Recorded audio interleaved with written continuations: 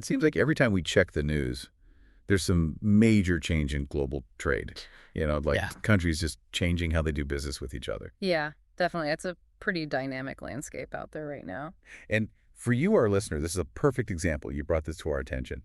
It's all about these new U.S. tariffs and what they mean for India in particular. We're going to take a really deep dive today into these brand new U.S. reciprocal tariffs and specifically how they impact India's trade relationship with the U.S. Yeah, that's a really key point, right? It's not just tariffs in general, but how they specifically play out between these two big economies. Exactly. So we've actually got some pretty in-depth analysis here that breaks down the whole thing. What are these tariffs? Why is the U.S. saying they're doing this? And probably the most important part for our listener, what's the impact going to be on Indian businesses that are exporting to the U.S.? Our mission today is to make sure you come away with a crystal clear understanding of what's changing and why it matters for you. Perfect. So let's jump right in. The U.S. has made this move. They've announced these tariffs. What are the specifics? Like, what exactly did they announce? Okay, so it's a two-phase kind of rollout. The first phase started just a few days ago on April 5th, 2025. They slapped a blanket 10% duty on pretty much all goods coming into the U.S. It's what they call an ad valorem duty, meaning it's calculated as a percentage of the value of the goods. Okay. Now, there are some exceptions, of course. We'll get into those. But then the second stage, this is where it gets interesting for India specifically, kicks in on April 9th. And that initial 10% duty, well, it jumps up quite a bit, actually, to 27%. Whoa, okay. So from 10 to 27% in just a matter of days, that's a pretty big jump. What's the legal justification here? What's the U.S. using to back this move? They're invoking what they call emergency powers under a couple of different acts. You've got the International Emergency Economic Powers Act and the National Emergencies Act. Got it. And the reason they give in the executive order, it's all about tackling what they're calling persistent trade deficits that the U.S. has been racking up. Interesting. So is this like anything that shows up on U.S. shores after those dates? Is that how it works? Pretty much. It applies to anything entering the U.S. for consumption, or if something's been sitting in a warehouse and it gets taken out after those dates. Right. But there is a little bit of a grace period. If goods were already en route, like they were loaded on a ship before April 5th for that initial 10% duty, or before April 9th for the 27% that applies to India, even if they arrive after those cutoff dates, they're still exempt. Okay. Makes sense. So not absolutely everything is affected. There's a whole list of exemptions, Yeah. right? Based on those HS codes. Can you break that down a bit? Yeah, for sure. So they've actually specified these exclusions based on something called the Harmonized System, or HS codes. Right. It's basically a global standard for classifying traded products. And we're talking about a lot of exclusions, 1,039 distinct HS codes across 25 different chapters. It covers things like energy products, pharmaceuticals, critical minerals, and semiconductors. They've basically carved these areas out, saying they won't be subject to those new duties. Makes sense, especially with, all the focus on semiconductor supply chains globally these days. Exactly. It's strategic. And maybe they see India as a potential partner down the line in that sector, even if they're taking a tough stance on tariffs overall. Interesting. Were there any other big exclusions that stand out? Yeah, so derivative aluminum and steel articles, those are out too. It's tied to some earlier tariffs they put in place under Section 232 of the Trade Expansion Act. And another important one, all automobiles and auto parts that were already hit with those Section 232 tariffs, they're exempt from this new ad valorem duty as well. Okay, so there's definitely a lot of nuances here, a lot to keep track of. I also remember seeing something about a possible waiver if products have some U.S. origin. How does that work exactly? Right, so if a product can be shown to have at least 20% U.S. content by value, then those ad valorem duties can be waived for that portion that came from the U.S. But here's the catch-in. The burden of proof is entirely on the exporter. They have to provide all the documentation to show that their product meets that requirement. Oh, wow. So it sounds like even more paperwork for companies to deal with. Yeah, you can almost imagine exporters everywhere groaning at the thought of all that extra documentation. It's always the paperwork, right? Okay. So what about existing trade agreements? What about the WTO? Does this even line up with those? Well, according to the executive order, it doesn't. It specifically says these reciprocal tariffs will apply regardless of any existing WTO commitments the U.S. has. And it also overrides any special treatment that might be in place under other U.S. trade agreements. So yeah, it's a pretty strong statement about how the U.S. is approaching this whole thing. No kidding. So we've got the what and the when. Now let's get into the why, especially for our listener. Why is India being hit with this much higher 27% tariff? What's the U.S. rationale here? It boils down to what they see as a long-standing trade imbalance between the two countries. They've been pretty vocal about their concerns over India's relatively high average tariffs under the most favored nation, or MFN status. Just give you an idea, they're citing an unweighted average of 17% and a trade-weighted average of 13% for India. Plus, they're pointing to a bunch of non-tariff barriers that they say are making it harder for U.S. goods to get into India. It's worth noting here that developing countries often use those higher tariffs to protect their growing industries. Yeah. It's a point India's made many times in trade talks. Absolutely, that historical context is important. So can you give us some concrete examples of the tariff differences the U.S. is highlighting? Yeah, definitely. The executive order actually lays it out pretty clearly. Like passenger vehicles, the U.S. import tariff is 2.5%. India's 70%. Wow. Then you've got network switches and routers. India's tariffs are between 10 and 20%. The U.S. has zero tariffs on those. Apple's no duty to enter the U.S., but a 50% tariff in India. And for rice and husk, India's tariffs can go up to 80%, while the U.S. is under 3%. So these are the kinds of gaps that the U.S. administration is using to justify their actions. Yeah, those are some pretty big differences. And it really highlights this pattern you see with larger economies using trade as a lever to address what they see as unfair practices. For countries like India, it means constant pressure to adapt and find new ways to compete globally. Absolutely. And you mentioned non-tariff barriers. What are those exactly, and why is the U.S. making such a big deal about them? So these aren't about tariffs directly, but other things that can hinder trade. Think complex regulations, special testing or certification requirements, limits on market access. Right. And India was actually called out in the 2025 National Trade Estimate Report specifically for these kinds of barriers in sectors like chemicals, telecom, medical devices, and digital trade.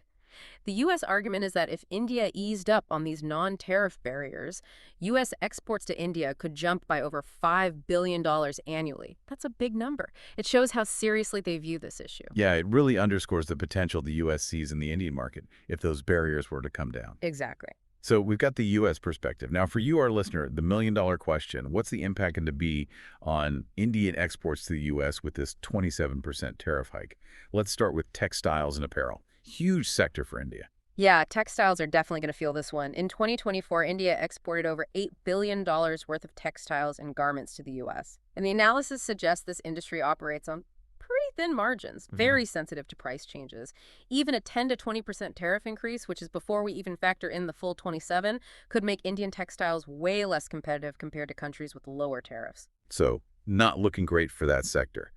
Is there any potential upside, though? Any silver lining for Indian textile exporters in this whole situation? Well, there might be a slight advantage emerging. Here's the thing. Some of India's main competitors in textiles, like Bangladesh, Sri Lanka, and Vietnam, they're actually getting hit with even higher reciprocal tariffs. 37% for Bangladesh, 44% for Sri Lanka, and 47% for Vietnam. So relatively speaking, India might become a slightly better option for U.S. buyers compared to those countries. Interesting. The question is, are the tariffs still so high across the board that even that little advantage won't matter much? It's a tough situation. Yeah, that's a really good point. It's all relative, but the overall numbers are still pretty daunting. Yeah. Let's move on to pharmaceuticals and APIs. Active pharmaceutical ingredients. India is a global leader in this area. What's the outlook there? So pharmaceuticals are mostly exempt, but there's a catch. Any formulation-based exports or medical devices that don't fall under those specific exemptions, they could still get hit with the tariffs. And since India is a major supplier of generic drugs to the U.S., there's also the risk of U.S. customs getting more strict on classifying products or verifying where things are coming from. That could create a lot of headaches for Indian exporters. So it's not a blanket exemption. Not all formulations, and maybe some APIs and medical devices could still face those higher duties. A lot of uncertainty for Indian pharmaceutical companies. What about tech? Information technology products and electronics. That's a growing part of India's exports. Things like smartphones, routers, network switches. And the U.S. currently has zero tariffs on a lot of these products. Meanwhile, India's tariffs on similar goods range from 0 to 20%. So yeah, this could definitely hurt the competitiveness of Indian electronics in the U.S. market. But there's one bright spot: semiconductors. Super strategic area, and India is trying to boost its exports there. Semiconductors are exempt from the additional duty, probably another sign that the U.S. is trying to diversify its tech supply chains. Right, so a mixed bag for tech. Some challenges, but also some potential opportunities. Yeah. Now, how about agricultural products? India sends a lot of those to the U.S. Yep. We're talking about things like fish, shrimp, non-basmati rice, vegetable extracts and oils. Exports worth about $5 billion every year, and these are very likely to take a hit from that 27% tariff. Agricultural markets are usually pretty price sensitive, so this is a big challenge for Indian exporters in that sector. Okay, last but not least, automotive components and two-wheelers. What's the situation there? Well, the good news is they're generally exempt from this additional ad valorem duty. But, and this is a big but they're likely to still be affected by that existing 25% tariff that's been in place since March 26, 2025 under Section 232. So they dodged the new 27% tariff, but they're already dealing with a pretty substantial barrier in the U.S. market. So overall, it sounds like a much tougher environment for Indian exporters across a lot of sectors. Yeah. What can India do about this? What are some of the recommendations in terms of policy or strategy? Well, one key thing is to really use those ongoing trade talks to their advantage. There's been talk of a bilateral trade agreement, and India can leverage this tariff situation to push for a broader discussion, not just about tariffs, but also things like digital trade and recognizing each other's product standards. They need to use all the existing channels and platforms to address this at a high level. So using this as leverage to get those talks moving, what else can they do? The executive order actually mentions the possibility of modifying the tariffs if affected countries take cooperative steps. So India should definitely explore that. Engage with the U.S., figure out what specific actions they could take to potentially ease or adjust the tariffs. It requires understanding what the U.S. really wants beyond just the numbers. Makes sense. Looking for ways to negotiate within the existing framework. What about for individual businesses and industries in India? What can they do? They need to do their homework. Run those detailed tariff impact assessments, really understand their supply chains, their trade flows with the U.S., and any existing contracts they have in light of these new tariffs. Having good data is crucial. Import-export transactions, visualize trade flow maps showing values, duties, product categories down to those HS codes, manufacturers, countries of origin. All of that will be essential for businesses to assess their exposure and make informed decisions. Sounds like some essential groundwork to really grasp what's at stake. Anything else Indian businesses should be thinking about in this new landscape? Remember how we talked about some countries facing even higher reciprocal tariffs than India? Well, Indian businesses could potentially capitalize on that. They should look at their manufacturing operations and supply chains, see if there are opportunities to leverage that relative advantage in certain sectors.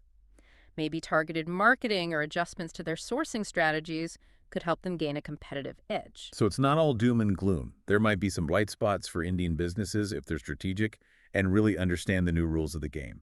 That's exactly it. They need to really dig into the details of this new tariff regime, carefully assess the potential impact on their own operations, and be proactive both in those high-level negotiations and in their day-to-day business decisions. So to sum it all up, we've got these new reciprocal tariffs announced by the U.S., with India facing a significantly higher rate of 27% starting on April 9th. The U.S. says it's all about fixing trade imbalances and addressing India's existing tariffs and non-tariff barriers. And we've talked about the potential impact on key Indian export sectors like textiles, pharmaceuticals, IT, agriculture, and automotive components. That's the big picture. It's a major shift in the U.S.-India trade relationship. And for you, our listener, understanding these details is absolutely crucial as you figure out what's next. Couldn't agree more. And it really makes you think, with these new tariffs and all the changes happening globally, what kind of innovative strategies do Indian businesses need to embrace? Not just to survive this, but to thrive in the U.S. market. Maybe it's about going beyond those traditional trade talks and finding entirely new ways to create value and connect with U.S. consumers. It's a fascinating challenge, and there's a lot to unpack there. Yeah, definitely a lot to think about. It's going to be an interesting time for sure. We'll be watching closely. Thanks for joining us for this deep dive. Thanks for having me. And to you, our listener, as always, stay informed and stay curious. Absolutely.